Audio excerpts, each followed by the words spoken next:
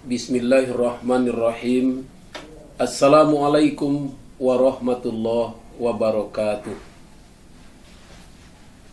A'udzubillahi minasyaitonirrajim. Bismillahirrahmanirrahim. Wal yahshal ladzina law taraku min khalfihim dzurriyyatan di'afa khafu 'alaihim falyattaqullaha wal yaqulu qawlan sadida. Dan hendaklah para orang tua khawatir meninggalkan generasi yang lemah di belakang mereka, dan bertakwalah kepada Allah dan katakanlah kepada mereka perkataan yang benar. Para pemirsa dimanapun kita berada, Surah An-Nisa ayat yang ke-9, Allah mengingatkan kepada kita bersama bahwasanya hendaknya orang tua khawatir meninggalkan di belakang mereka generasi yang lemah. Semua kita tentu berkeinginan sepeninggal kita nanti akan meninggalkan generasi-generasi yang punya akidah, punya keimanan yang kuat, sehingga generasi yang ditinggalkan itu betul-betul tidak membebani kepada kehidupan mereka setelah sepeninggalnya. Semua kita tentu juga berkeinginan akan punya generasi keturunan kita yang soleh, yang taat, yang patuh kepada aturan-aturan Allah Subhanahu wa ta'ala. Maka untuk mendapatkan generasi yang soleh dan soleha tersebut, Dr. Said Ulwam dalam bukunya Tarbiyatun Aulad mengingatkan kita bersama untuk mendapatkan generasi yang tangguh dan kuat itu, kita harus melewati 3 fase pendidikan yang mesti kita lalui. Fase yang pertama, pendidikan di masa kita remaja atau sebelum kita menikah. Kalau kita ingin melahirkan generasi yang soleh, tentu ketika masa usia remaja, kita harus taat kepada Allah Subhanahu wa ta'ala. Kita harus hidup sesuai dengan tuntunan Islam. Kita harus masuk kepada Islam itu secara menyeluruh, jangan separuh-separuh, sebagaimana peringatan Allah dalam surah Al-Baqarah ayat 208. A'udzubillahi minasyaitonir rajim. Ya ayyuhalladzina amanu dkhulu fi silmi kaffah wa la tattabi'u khutuwatis syaiton innahu lakum aduwwum mubin.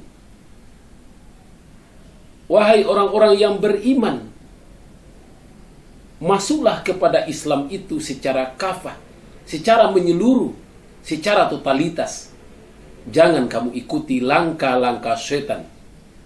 Sesungguhnya setan itu musuh yang nyata bagi kita.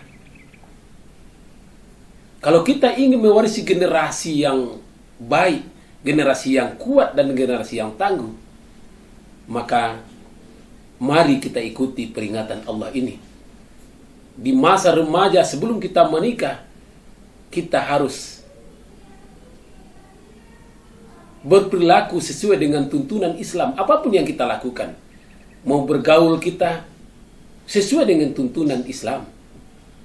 Mau berbudaya kita, budaya yang kita kembangkan dan kita lakukan dalam kehidupan kita sehari, budaya-budaya yang sesuai dengan tuntunan Islam dan tuntunan sunnah Rasulullah SAW.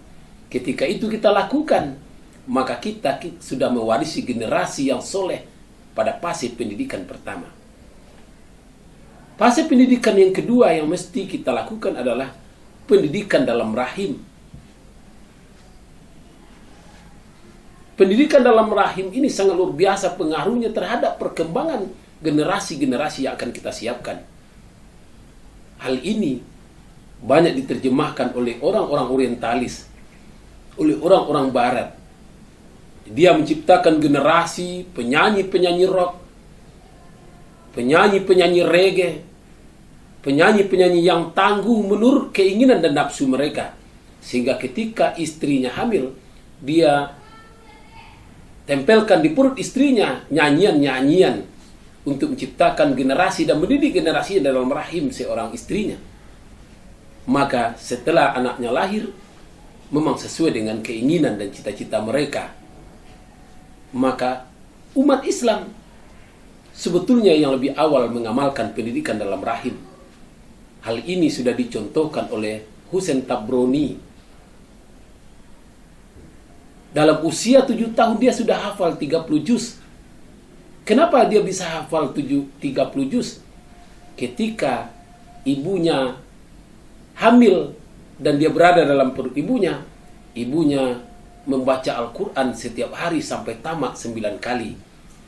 Dan ayahnya pun membaca Al-Quran dekat perut istrinya, perut ibunya Hussein tadi, 9 kali tamat baca Al-Quran. Artinya ayah dan ibunya sudah mendidiknya, sudah memperdengarkannya membaca Al-Quran sebanyak 18 kali. Akhirnya memori pendidikan yang diberikan orang tuanya dalam rahimnya itu berpengaruh kepada kehidupannya. Setelah dia lahir, dibimbing dan diingatkan oleh orang tuanya lagi. Dalam usia 7 tahun dia hafal 30 juz karena pendidikan dalam rahim. Dan Rasulullah sudah mengingatkan kita, pendidikan dalam rahim itu di akhir zaman dilupakan oleh umat Islam. Maka inilah yang kembali kita ingat kembali, kita telusuri bagaimana pengaruh pendidikan dalam rahim bagi seorang ibu, diingatkan dalam ajaran Islam, dan itu juga diingatkan oleh Rasulullah SAW. Ketika pendidikan dalam rahim ini kita lakukan, akan kita ciptakan generasi yang tangguh, generasi yang kuat, generasi yang punya akhlak, generasi yang punya akidah dan keyakinan. Akan terciptalah anak-anak yang soleh dan tangguh. Fase pendidikan ketiga untuk menciptakan generasi yang soleh itu, fase pendidikan ketiga yang mesti kita lakukan, pendidikan setelah lahir. Sehingga itulah disunahkan Rasulullah, anak yang lahir kalau dia laki-laki diazankan di telinga kanan, diikomahkan di telinga kiri. Kalau dia perempuan diikomahkan saja. Karena ketika dalam rahim kita sudah berjanji sebelum roh dimasukkan ke dalam jasad, diingatkan oleh Allah kepada roh tadi, bahkan ditanya oleh Allah,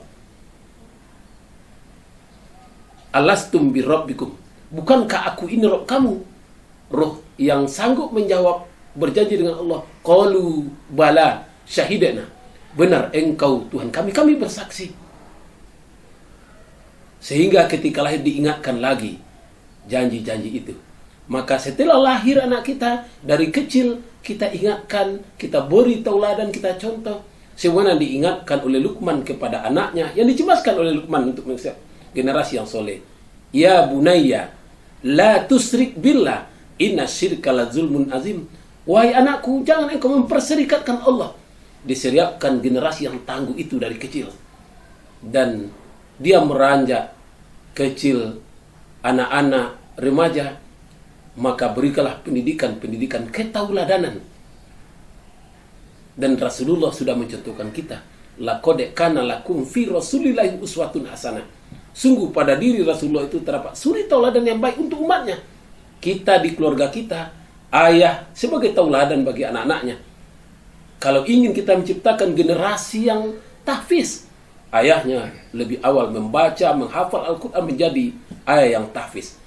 Kalau ingin menciptakan generasi yang taat beribadah kepada Allah, tentu ayahnya, ibunya harus taat beribadah kepada Allah, mencontohkan, mentauladani, dan memberikan contoh kepada anak-anaknya.